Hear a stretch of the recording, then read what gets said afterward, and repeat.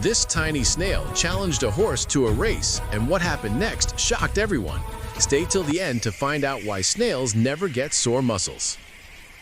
This is an old fable with a clever twist, a story about pride, patience, and a race that was never what it seemed. Why the snail's muscles never ache. The horse passed the snail on the road and, in a contemptuous tone, shouted, "The slow must always give way to the swift." The snail replied with dignity, "We snails run swiftly only in a race." The horse laughed loudly at this, and the snail challenged him to a race to be run the next morning.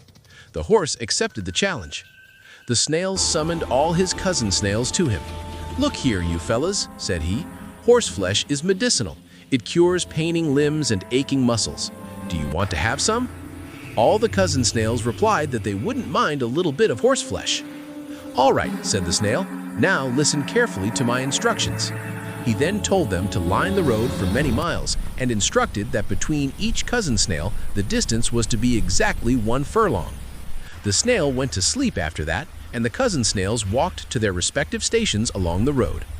As they walked so slowly, it took them the whole day and night to be ready for the race. The next morning, the horse came to the snail and asked with due sarcasm, "Are you ready, master runner?" The snail replied that he was ready and laid down the conditions of the race. The runners should run on and on along the road until one was left behind, and at every furlong, the runners should call to each other to signify that neither had fallen behind.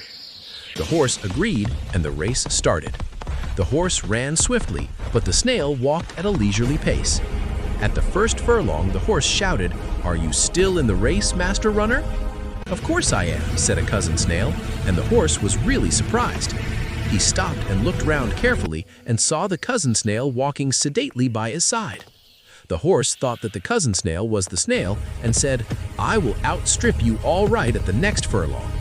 But at the next furlong, there was a cousin snail ready to pretend that he was the snail. The horse lost his temper and ran, but always at the end of a furlong there was a cousin snail. At last, the horse fell down. This tiny snail challenged a horse to a race, and what happened next shocked. This tiny snail challenged a horse to a race, and what happened next shocked everyone. Stay till the end to find out why snails never get sore muscles.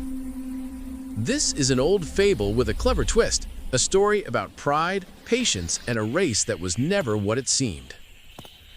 Why the snail's muscles never ache.